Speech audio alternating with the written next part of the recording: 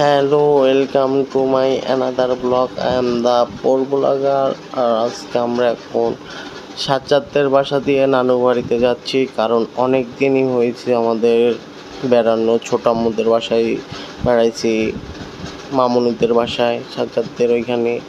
তো এখন আমরা সাজ্জাদের বাসা দিয়া নানু বাড়িতে যাব। আর আমি কোনো কিছুই খুঁজে পাইতেছিলাম না, অটো টোটো।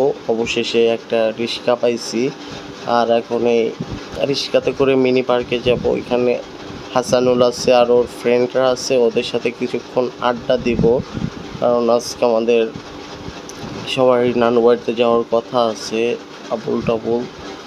তো আম্মু ফোন দিয়া বলছে যে আজকে আমরা নানু বাড়িতে যাব, এই জন্য আমি ব্যাগপত্র নিয়ে বের হয়েছি। আমার ব্যাগের ভিতরে আমার ফোনটা রাইখা আমি পুরো সব কিছু তছনছ করে খুঁজতেছি, ফোন পাইতেছি না। আমার তো কলিজা মলিজা উড়ে যাইতেছে। আর এই যে রোডগুলো এত সুন্দর, আর এত সুন্দর পরিবেশ, এখানে আসলে এমনি সব কিছুই ভুইলা থাকা যায়। আর রিস্কালাম আমার সাথে তো গল্প করতে করতে পুরাই শেষ। আর যে পরিমাণে গরম পড়তেছে, আর মামা অনেক জোরে রিক্সা টানতেছে।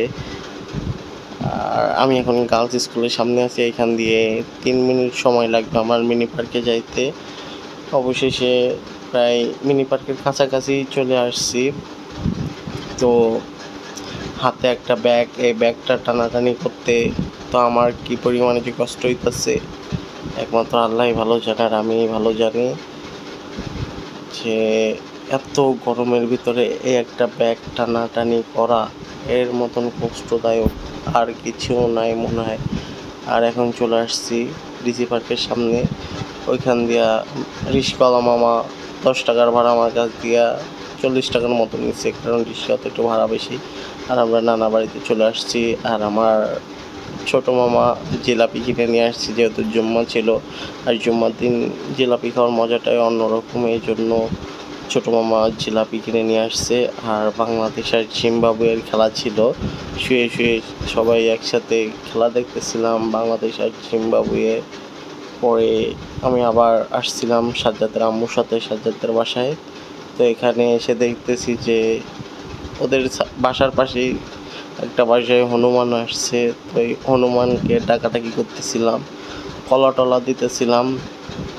বাট হনুমান মামা কি কমে এত বদমাইশের বদমাইশ, এক বুড়া চাচার মাথার উপরে লাফ দিচ্ছিল আর একটু হলেই, কিন্তু চাচা বাইচা গেল।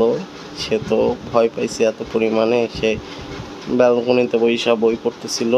আর তার এখানে হনুমানটা ছিল বাইরে। ভাই খাইয়া ওইঠা হনুমানের পাগলামি দেখতেছিলাম আমি আর সাজ্জাদ। তো এখন সাজ্জাদ বললো চল ছাদে যাই, তো ছাদে ছিলাম। তারপরে সন্ধ্যায় বেরিয়ে পড়ছি আন্না আপুদের বাসায়, মানে হাসানুলদের বাসায়। তো এখানে আসার পরে আন্না আপু পাস্তা রান্না করে দিছে আর চা রান্না করে দিছে।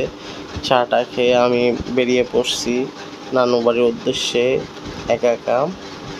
আর আমি ঝালকাঠিতে গেলে বেশিরভাগই আমার একা একা খুব কম বেরোনো হয়। আর আবুলদের বাসার, বড় মামাদের বাসা, ছোটো মামাদের বাসা পাশাপাশি প্রায়।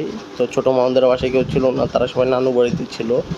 তো আমি নানু বাড়ির দিকে যাব এখন। তো তার আগে আমার বড়দাদার সাথে একটু দেখা করে আসতে হবে। বড় মামা ছিল না, তো যা শুধু বড়দাদার সাথেই দেখা হয়েছে, কারণ তার পায়ের নখ মানে ফ্লাইটে গেছে এমন একটা অবস্থা। তো এখন 9:30 বাজে, তো সচরাচর অটো পাওয়া যায় না। আবার কালকে আমাদের সাতক্ষীরায় যাওয়ার কথা আছে, এই জন্য আমার তাড়াহুড়া লেগে গেছে, অটো পাইতেছি না। আর গুড়ি গুড়ি বৃষ্টিও পড়তেছে, যে কি একটা অবস্থা, অটো পাইতেছি না। তো অবশেষে ভাই রে ভাই, এত কষ্টের পরে একটা অটো কোনায় পেয়ে গেলাম। দেখা যাক চাচা যায় কিনা। চাচা তো মনে হয় যাইব না। ভাই রে ভাই, এত পরিমাণে একটা ধকল, অটো খুঁজতে খুঁজতে আমার তো জীবন পুরো শেষ। তো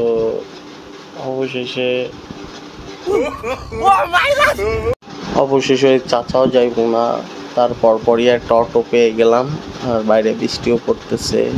তো বাড়ি দিয়ে কল দিচ্ছে প্রচুর পরিমাণে যে কালকে সাতক্ষীরায় যেতে হবে, এই জন্য আমার চাপটা বাইরে গেছে। অবশেষে বাড়িতে আসলাম, আইসা দেখি মামা তো ভাই টিভি দেখতেছে, তোর সাথে একটু টিভি দেখতে বইসা গেলাম, দেখতেছি কেউ নাই গা। তো মামা আসলো, মামা এসা আবার আমার খালুর দোকানে নিয়ে আসলো। তো ওইখান দিয়ে সবাই আইসক্রিম টাইসক্রিম খায়া চলে আসছি। আর এইদিকে সবাই তো ঘুমাইতেছে, যে ভাই কিরে ঘুম, রাত 2টার মতন বাজে, সবাই ঘুম। আর এইদিকে আমার আব্বু, খালু আর ছোট মামা লুডো খেলতেছে, কারণ তারা একসাথে হলেই মানে সারা রাত লুডো খেলেই পার করে দেয়।